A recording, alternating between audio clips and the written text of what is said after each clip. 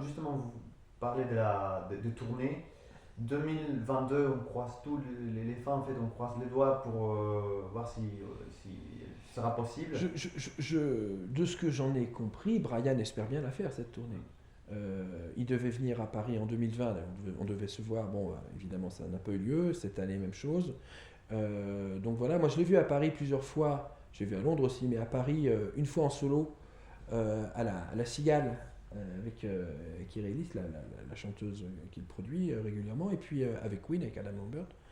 Et voilà, et je sais que, enfin, je l'ai vu évidemment backstage et tout ça, il est toujours très heureux de le faire et ça lui plaît toujours et je pense qu'il a toujours envie. Les soucis de santé qu'il a eu l'ont sûrement un peu secoué, mais enfin ça va mieux et je pense qu'il serait très heureux que la tournée se fasse et je crois que tout est fait pour qu'elle ait lieu. Après, ça va dépendre aussi d'un certain nombre d'autres choses sur lesquelles on n'a pas la main, tous les problèmes liés à la pandémie, etc. On ne peut pas encore dire, mais tout est fait pour qu'elle ait lieu la tournée. Bon, On croise les doigts. on croise les Ouais. doigts. Quels sont ces souvenirs, ces anecdotes en fait de Brian en concert que vous gardez le plus? Il y a eu des situations ou certaines réactions Ouais. qui vous sont quand même un peu marquées. Oui, oui, alors j'ai plus d'anecdotes avec lui en off et en privé, on va dire. Sur scène, bah, évidemment, mais sur scène, bon, les concerts sont les concerts. Alors, il y a des petits trucs rigolos. Une fois à Paris, au Zénith, hein, c'était janvier 2015, je crois. Oui, j'en suis même sûr. Euh, il m'avait dit avant, j'avais été visiter la scène, il m'avait montré la scène avant le spectacle. Puis ensuite, j'avais été backstage avec lui. J'avais croisé Roger Taylor, mais je ne le connais pas vraiment. Enfin, on s'est dit bonjour, mais on avait discuté assez longuement, on a fait quelques photos, tout ça. Et il m'avait dit dans New Horizons, je vais faire un solo, je fais un truc spécialement pour toi, tu me diras. Alors c'était mignon parce que je dis ah bon, il me dit oui, oui, tu verras, j'ai bricolé. Alors, tu me diras, j'espère que ça va être bien, tu me diras si toutes les notes sont bonnes. C'était rigolo quoi, parce que c'était une boutade en même temps évidemment. Mais, et il a fait le solo, et après le concert, quand ils sont sortis de scène, il m'a envoyé un SF. J'en ai dit alors ça allait le solo, tout ça. J'ai dit oui, je crois que ça ira. Et c'était évidemment très bien, mais c'était mignon quoi, parce que c'est des petites boutades comme ça, du genre bah, tiens, ce soir, ce truc-là, je le fais pour toi, tu me diras ce que t'en penses. C'est des petits échanges qu'on peut avoir, voilà, parce qu'on est musicien et que bon, mais c'est plus pour rigoler qu'autre chose. Ce qui m'avait touché ce soir-là, c'est avant le concert, il est venu donc me parler, on a discuté pas mal, et puis à un moment donné, il me prend un peu à part, on va dire, et il me dit, écoute, en fait, ce concert avait lieu, je crois, plus ou moins une semaine après les attentats de Charlie Hebdo. Et il me dit, écoute, on a envie de faire quelque chose à ce sujet-là, de vous faire un petit signe à la France, quoi. Et il me dit, voilà à quoi on a pensé, donc il m'a montré un dessin en fait qui est un point levé avec des crayons à papier de dessinateur devant. Et il me dit on voudrait projeter ça à la fin de la première partie. Il me dit est-ce que tu crois qu'il faut qu'on parle, qu'on rajoute quelque chose? On en a un peu discuté de ce qu'il pourrait dire ou pas, en français éventuellement. Et puis finalement on a convenu que peut-être la force du dessin, juste le clin d'œil avec l'espèce de... le silence qui va avec, juste le dessin, qui est un hommage aussi respectueux qu'on peut rendre à ces gens qui sont morts dans cette tragédie. On a conduit que c'était peut-être mieux, c'est ce qu'ils ont fait finalement. Et les gens ont été très touchés par ça. La première partie c'est fini, puis ils ont balancé l'image comme ça. Et évidemment, tout le monde a fait le rapprochement. Ça avait quelques jours. Et ça a beaucoup touché les gens. Mais ils étaient eux-mêmes très, très émus. Ça a choqué le monde entier. Hein. Mais ça l'avait vraiment secoué, ce- ce- cette tragédie-là. Quand on voit Brian parfois dans ses vidéos, il est très actif maintenant sur les réseaux Ouais, sociaux, on a l'impression qu'il dégage une personnalité sensible, ouais. très engagée. Ouais, pour les animaux notamment. Ouais. Est-ce qu'il est vraiment comme ça ou Hmm. que vous avez eu l'occasion de le rencontrer plusieurs fois? Il est C'est comme vous le voyez. une humanité. Ce que vous voyez de lui, c'est lui. Vraiment. Il n'y a pas de, il y a pas de mise en scène, il n'y a pas de triche. C'est quelqu'un de sincère, d'extrêmement gentil, d'attentionné, effectivement, d'impliquer dans des causes qui lui sont chères. Les animaux, l'environnement. Mais c'est vrai que les animaux, c'est vraiment le truc. Il est aussi passionné de photos 3D. Vous savez, il a un bagage scientifique très important. Donc c'est quelqu'un d'intéressant, avec qui on parle de plein de choses. On peut parler de politique, on peut parler de plein de trucs. Encore une fois, on parle plus d'autre chose que de musique, le plus souvent. 2-3 anecdotes, il m'avait raconté quand ils avaient été sur le tournage de la pub qu'il y avait aux États-Unis avec Britney Spears et tout ça. Il m'avait parlé de ça, il m'avait dit qu'ils se demandaient un peu ce qu'ils foutaient là, mais ils étaient déguisés en romains et tout ça. Bon, où il avait fait un truc, où il avait participé à un single, où il y avait Brian Wilson il y a quelques années, où il y avait. Enfin, c'était pour une cause caritative aussi. Et il m'avait dit, je me demande un peu ce que je fais là. Mais il était content de le faire pour la cause. Bon. Non, non, c'est quelqu'un qui triche pas. D'ailleurs, on voit bien quand il est moins en forme, ça se voit aussi. Et non, c'est ce qu'on voit sur les réseaux sociaux, la façon dont il s'adresse aux gens, la façon dont il partage des moments avec telle ou telle personne, c'est sincère. Nous, quand on se voit, on se prend dans les bras, on s'embrasse. Et il est vraiment comme ça. Il est nature, quoi. Côté musique, quels sont ces quelques solos qui vous laissent la bouche ouverte? Les solos, je sais pas. En fait, ce que j'admire le plus chez Brian, euh, c'est pas spécialement tel ou tel solo, mais s'il y a des choses évidemment remarquables, je ne vais pas en faire la liste ici, mais ce que je trouve intéressant chez Brian, c'est que c'est l'un des très rares guitaristes dans le monde qu'on peut reconnaître, non pas sur une phrase, mais sur une note. C'est-à-dire que vous avez des guitaristes comme, je sais pas, Mark Knopfler ou Eric Clapton, ils jouent une phrase et tout de suite on dit ah c'est Knopfler, c'est Clapton, et c'est formidable, on reconnaît leur phrasé. Mais des guitaristes qu'on reconnaît sur une note, ding, et on sait qui c'est, il n'y en a pas beaucoup. Il y a sans doute B.B. King qui avait un vibrato assez particulier, Hank Marvin des Shadows, parce que là on sait tout de suite c'est Shadows, des gens comme ça. Eddie Van Halen sans doute parce qu'il avait aussi une façon, c'était un des premiers à initier le type de jeu qui est devenu très populaire ensuite. Et Brian fait partie de ces gens-là. Si vous écoutez It's a Kind of Magic, le début du solo, juste cette note-là qui démarre comme ça le solo, mais il n'y a pas besoin on sait que c'est Brian May direct. Et c'est compliqué ça parce que tous les guitaristes, qu'on soit professionnel, amateur, on a tous la même chose, on a tous une guitare branchée dans un ampli. Alors oui, on passe par une boîte d'effets, machin, un truc, mais globalement, il n'y a pas vraiment de miracle. Les cordes, c'est plus ou moins la même chose pour tout le monde, enfin bon. Et pour arriver sur des dizaines de millions de guitaristes, à ce qu'avec une note, on sache qui vous êtes, ça, c'est la chose qui est la plus impressionnante sans doute. Et ça, c'est lié à son approche à lui, de son, et son approche très mélodique. Les solos Brian, on peut les siffler sous la douche, c'est des mélodies. Et ça, c'est le côté anglais dont je parlais tout à l'heure. David Gilmour aussi, ce genre de choses. Marvin, les Shadows, pareil. C'est des solos très très mélodiques qui ne cherchent pas fatalement l'exploit technique. Il y a de la technique dedans parce qu'il joue très bien, mais le propos n'est pas une démonstration technique comme certains guitaristes de métal, etc., qui sont excellents, hein, mais qui écrivent des morceaux dans l'optique de mettre en avant leur capacité exceptionnelle à faire des choses qui sont techniquement très ardues. Brian, c'est pas ça qu'il cherche. Lui, il cherche une mélodie, il cherche à servir la chanson avec son son à lui. Et voilà. Mais ça, c'est une attitude que Queen a en général. Enfin, je crois. C'est-à-dire, je trouve que ce qui caractérise ce groupe, entre autres choses bien sûr, mais c'est l'intelligence des 4 individus. C'est-à-dire qu'on a bien compris que chacun avait ses points forts.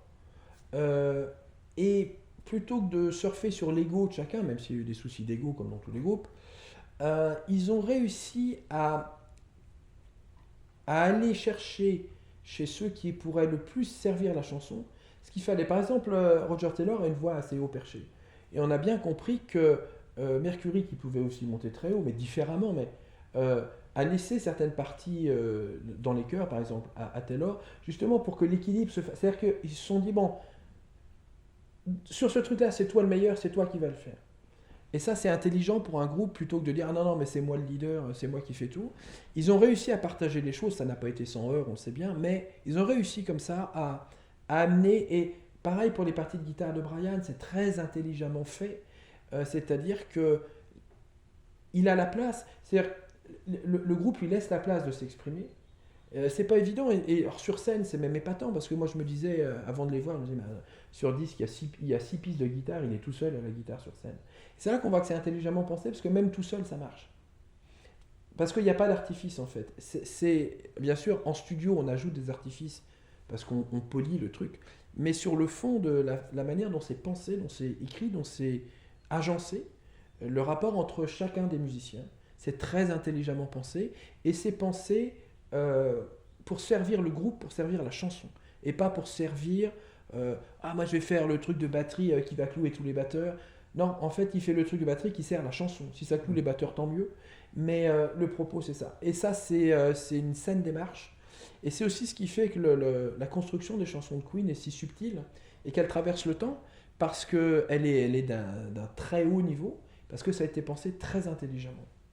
En parlant des travail, cette année, comme l'année dernière, ça a été marqué par la pandémie, très compliqué au niveau de projet. Est-ce que vous avez envisagé une possibilité des projets avec Brian Alors, on était donc parti sur l'enregistrement de Speed Limit dont je parlais tout à l'heure, qu'il a accepté parce qu'il adore ce morceau. Alors, c'est très gentil à lui. Quand je lui ai fait écouter, c'est super, j'aimerais bien jouer là-dessus, etc.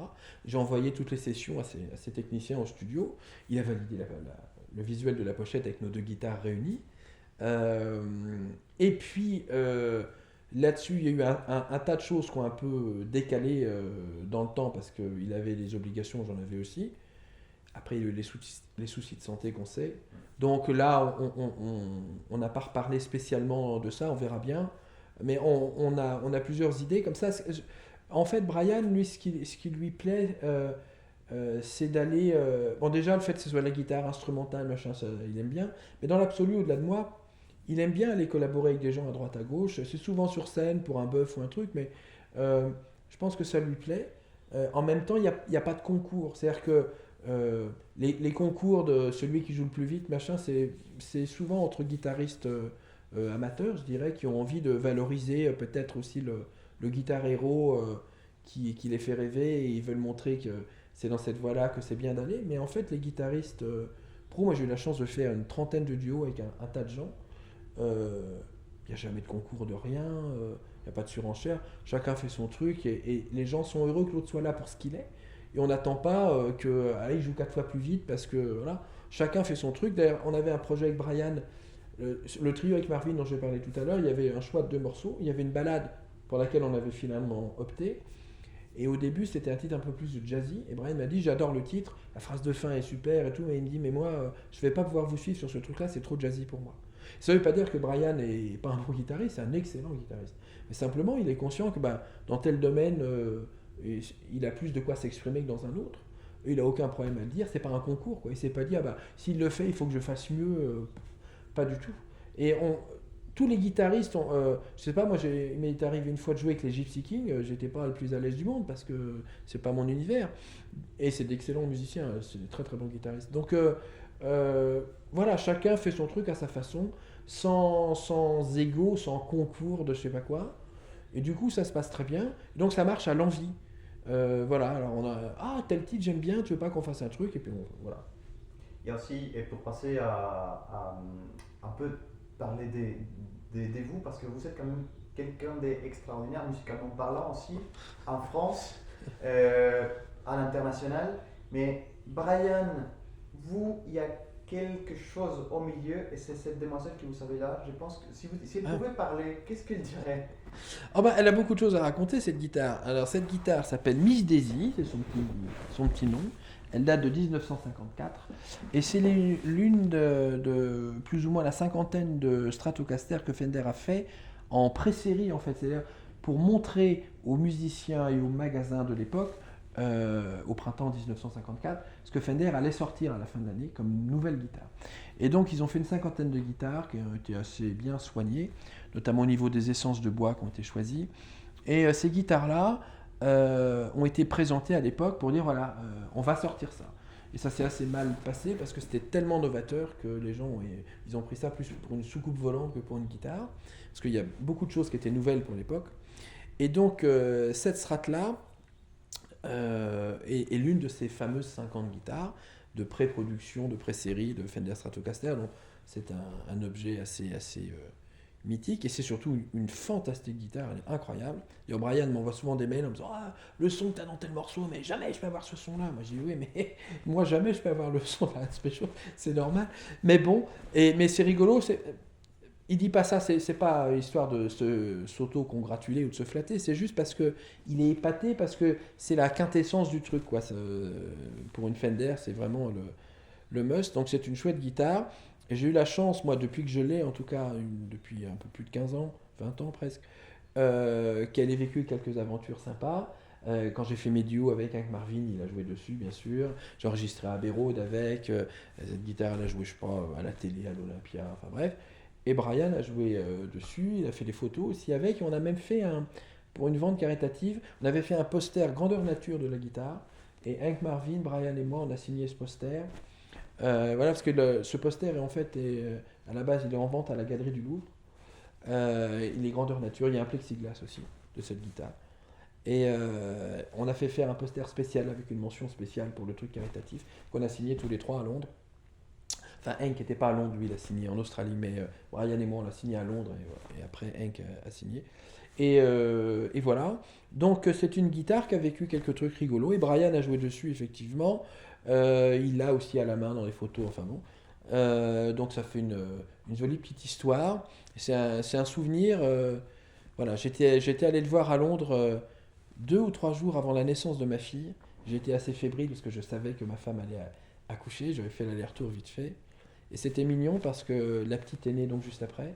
Et quand j'ai revu Brian en juillet, je crois, de cette année-là, 3 4 mois plus tard à Paris, il avait une grenouillère avec le logo de Queen pour la petite. Oh. C'était mignon. Ouais. C'est le genre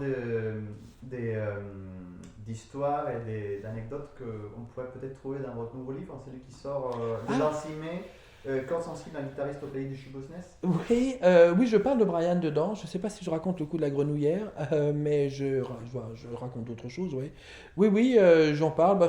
En fait, mon éditeur m'a dit, écoute, tu as un parcours professionnel assez varié, assez long maintenant, à mon grand âge. Ça serait intéressant de raconter ça, puis de rajouter quelques trucs perso. Il y a un chapitre sur la très très longue amitié familiale avec François Mitterrand, que j'ai connu moi petit garçon avec mes parents, et on est devenus très très amis, c'est vraiment devenu la famille. Et Gilbert, son fils, fait la préface de mon bouquin, c'est ce qu'il écrit d'ailleurs dedans, c'est la famille depuis presque 50 ans. Donc il y a un chapitre là-dessus, il y a un chapitre sur le fait que je suis végétarien, ce qui parle à Brian justement, on l'a évoqué tout à l'heure. Je parle de Sacha Guitry parce que j'ai consacré 2 livres à Sacha Guitry que j'adore. Et puis donc après c'est mon parcours dans la profession et aussi des anecdotes que j'ai pu vivre ou que parfois on m'a rapporté sur les coulisses du métier. Il y a des choses assez rigolotes, deux, trois un peu moins rigolotes, mais notamment sur des fois le comportement de certains gros décideurs de la profession vis-à-vis notamment de jeunes chanteuses ou tout ça, où il y a des choses qui sont franchement assez honteuses.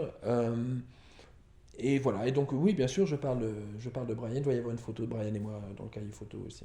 Du coup, il y a un documentaire qui sort en 2021, L'homme à la guitare. Oui, alors c'est pas un documentaire de moi hein, du tout. C'est un réalisateur qui s'appelle Pascal Philippot qui a fait ça avec Christophe Malavoie, le grand comédien qui raconte en fait mon parcours. Moi, ça m'a beaucoup touché. On m'a juste demandé si j'acceptais de donner quelques images d'archives, ce que j'ai fait. Et sinon, ils ont été prendre des images il doit y avoir une quarantaine d'émissions de télé, des choses comme ça, qu'ils ont été prendre à l'INA ou je ne sais où. Et puis, ils ont interviewé des gens. Il y a Brian May, il y a Hank Marvin, il y a Laurent Voulzy, il y a Michael Jones, il y a un tas d'artistes, mais il y a aussi des gens, il y a des directeurs généraux de majors du disque comme Sony Music ou Warner Music, il y a le président de la SACEM, il y a des journalistes, il y a Harry Roselmack, il y a des gens comme ça, il y a des journalistes spécialistes de la guitare, comme Christian Séguré, il y a des gens d'agences de com, j'en oublie, là, il y a des spécialistes de l'industrie du disque, je crois qu'il y a 75 ou 78 personnes interviewées, c'est un truc assez incroyable.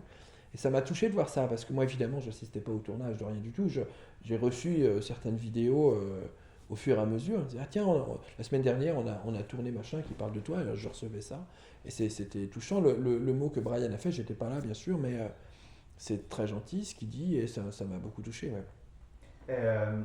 Il y a dans certains articles, parfois quand on lit sur vous, sur votre personne, on dit souvent que vous êtes quelqu'un qui a décidé de rester un peu dans l'ombre ou d'une façon plus réservée.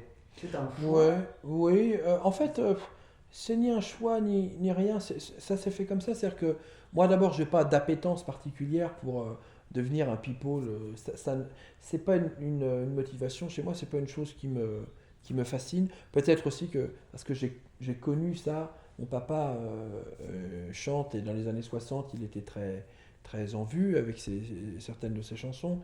Et je connais plein d'artistes depuis toujours. Et il m'a pas semblé que le fait d'avoir une notoriété rendait fatalement les gens plus heureux. Ça peut faciliter des choses professionnellement, mais bon.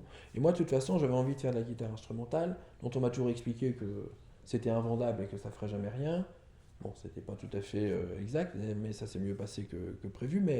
Mais pour devenir connu du grand public, c'est pas le chemin idéal de faire de la guitare instrumentale. Donc si j'avais voulu vraiment devenir un people, j'aurais choisi autre chose. Mais ça m'intéresse pas. Alors après, le corollaire de ce que je fais fait que, enfin parfois, voilà, le corollaire c'est d'avoir un article, de passer à la télé, et ça ne me pose pas de problème quand je le fais pour une bonne raison. Parfois on m'a proposé des émissions de télé pour venir parler de trucs où je voyais pas ce que j'avais à y faire et j'ai dit non. Et puis là je suis content de parler de Brian par exemple, parce que c'est quelqu'un que j'aime vraiment et que j'admire aussi. Mais j'apprécie le bonhomme, donc je suis content de le faire. J'avais déjà fait dans un documentaire sur Queen à la télé d'ailleurs. Mais après, si on vient me parler de trucs, je sais pas moi, qui m'intéressent pas, je le ferai pas. Donc je cherche pas la notoriété. Dans ce que je fais, de temps en temps, il y a un petit coup de projecteur. Bon, voilà, mais pas beaucoup. Évidemment, quand vous venez de passer à la télé, quand vous baladez dans la rue, on vous remarque plus que. Voilà. Mais c'est tout. Et moi, ça me va très bien. Je cherche pas ça spécialement. Ça résonne avec ma dernière question. Qu'est-ce que vous fait rêver? Ce qui me fait rêver, ce qui me fait le plus rêver, c'est ma fille. C'est-à-dire que tout ce que je fais dans la vie, elle a sa place dedans d'une façon ou d'une autre.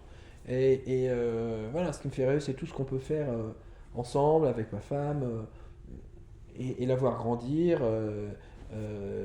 lui apporter, j'espère, des choses, qu'elle nous en apporte en retour, et qu'elle devienne, j'espère, plus tard une jeune femme bien, quoi. Donc c'est, voilà, après ce qui me fait rêver pour la musique ou tout ça, bah, c'est comme tout le monde, je suis heureux si j'entends une chanson qui me plaît, si j'entends un artiste que je trouve formidable, si je vois un beau concert, c'est génial, quoi. Euh, il faut garder le goût. Ça, c'est une qualité qu'a Brian aussi. Quand on parle ensemble, il ne parle pas que de lui. On voit qu'il a la capacité d'admirer d'autres gens. Et c'est un bonheur énorme d'admirer les autres. Je veux dire qu'on ne peut pas se regarder le nombril toute la journée, quoi. Donc moi, je suis très heureux quand je ramène un nouveau disque que j'adore, ou quand je retrouve un ancien disque que j'avais plus écouté depuis longtemps. Voilà, c'est des bonheurs simples, mais c'est des choses capitales pour ce qui est de la musique. Et puis après, le reste, bah, c'est la vie comme tout le monde, quoi. On est émerveillé, je pense, par les mêmes choses que tout le monde. La famille, les enfants, la nature, tout ce qu'on voit selon les goûts de chacun, quoi. Jean-Pierre Danel, on a été honoré de partager ces moments avec vous. Merci pour nous ouvrir les portes ici chez vous et de partager cette passion qu'on a en commun avec tous les fans du Queen France Fan Club qui est Queen, Brian et évidemment parler de votre exceptionnelle carrière. Merci. Oh, c'est très gentil à vous, mais c'était un plaisir d'être là. Et les fans de Queen ont très bon goût, ils ont raison. C'est un groupe magnifique avec un patrimoine musical merveilleux. Et donc c'est un plaisir d'en parler et de parler de Brian que j'adore et que j'embrasse s'il nous voit. Et voilà, vraiment c'était un plaisir partagé. Merci beaucoup. Merci à vous.